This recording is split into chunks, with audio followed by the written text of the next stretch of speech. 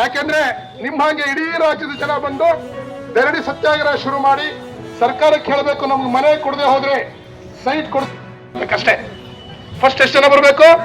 ನೀವು 20, ನೀವು ಆಮೇಲೆ ಆದ್ಮೇಲೆ ನೀವು 20, ನೀವು 20, ಹಿಂಗೆ 20 ನಿಮ್ಮಲ್ಲೇ ಅಧ್ಯಕ್ಷರು ಕಾರ್ಯದರ್ಶಿ ಮಾಡ್ತೀವಿ. ನೀವೇ ಗುಂಪು ಗುಂಪಾಗಿ ಬೆಂಗಳೂರಿಗೆ ಬರಬೇಕು. ಒಪ್ಗೆನಾ? ಅಂಗನವಾಡಿ ಬರುವಾಗ ನೀವು ಆಧಾರ್ ಕಾರ್ಡ್ ಫ್ರೀ ಇರೋದ್ರಿಂದ ಕೈಯಲ್ಲಿ ಒಂದೊತ್ತಿನ ಬುತ್ತಿ ಇಟ್ಕೊಂಡು ನೀವೇನಾದ್ರು ಈ ರಾಜ್ಯದಲ್ಲಿರೋ 27 ಲಕ್ಷ ಕುಟುಂಬಗಳು ಬಡವರಿಗೆ ಮನೆ ಕೊಟ್ರೆ ನೀವು ಸತ್ತು 100 ವರ್ಷ ಆದ್ರೂ ಆ ಜನ ನೆನೆಸ್ಕೋತಾರೆ. ನೆನೆಸ್ಕೊಳ್ಳಲ್ವಾ? ನನಗೆ ನಂಬಿಕೆ ಇದೆ. ಹೇಳಿಲ್ಲ, ನೀವೇ ಹೇಳ್ತೀರಲ್ರಿ. ಯಾವ ಗ್ಯಾರಂಟಿ? ಸೂರ್ಯನ ಗ್ಯಾರಂಟಿ. ಏನ್ ಗ್ಯಾರಂಟಿ?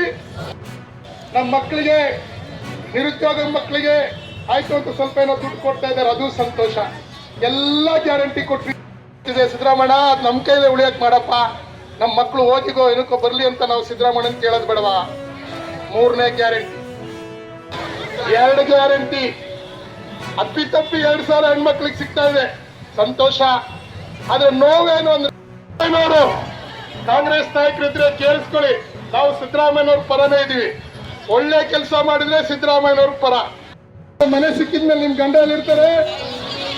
ನಿಮ್ ಮನೇಲಿ ಇರ್ತಾರೆ ಅಲ್ವಾ? ಹೆಣ್ಣಿಗೊಂದು ಧೈರ್ಯ ಕೊಡೋಕ್ಕೋಸ್ಕರ ಮಾಡಿ ನೋಡಿ. ಮನೆ ಕೊಡೋದು, ಮನೆ ಯಾರ ಹೆಸರಿಗೆ ಬರುತ್ತೆ ಅಂದ್ರೆ ಸರ್ಕಾರದ ಹೆಂಗಸರ ಹೆಸರಿಗೆ, ಗಂಡಸರಿಗೆ ಕೊಡಲ್ಲ. ಚಿಕ್ಕಮಗಳೂರು, ಮಂಗಳೂರು ಎಲ್ಲ ಕಡೆ ಸಂಘ ಕಟ್ಟಿದೀವಿ. ಯಾರ ಸಂಘ ಅದು? ನಿಮ್ ಸಂಘ, ಮನೆ ಇಲ್ಲದ ಸಂಘ. ನಿಮ್ಮಂಗೆ ಲಕ್ಷಾಂತರ ಜನ ಬೆಂಗಳೂರಿಗೆ ಆಗಿದ್ದಾರೆ, ಗುಲ್ಬರ್ಗದಲ್ಲಿ ರೆಡಿ ಆಗಿದ್ದಾರೆ, ರಾಯಚೂರು ರೆಡಿ ಆಗಿದ್ದಾರೆ, ಬಳ್ಳಾರಿ ರೆಡಿ ಆಗಿದ್ದಾರೆ, ಕೊಪ್ಪಳದಲ್ಲಿ ರೆಡಿ ಆಗಿದ್ದಾರೆ, ದಾವಣಗೆರೆ ರೆಡಿ ಆಗಿದ್ದಾರೆ, ದುರ್ಗದಲ್ಲಿ ರೆಡಿ ಆಗಿದ್ದಾರೆ. ಹೋಗ್ಬೇಕಾಯ್ತು ವಿಧಾನಸೌಧಕ್ಕೆ ಹೋಗ್ಬೇಕು. ಜನವರಿ ಅಥವಾ ಫೆಬ್ರವರಿ ಬರ್ದಿಟ್ಕೊಳ್ಳಿ, ಈಗಲೇ ಬರ್ದಿಟ್ಕೊಳ್ಳಿ.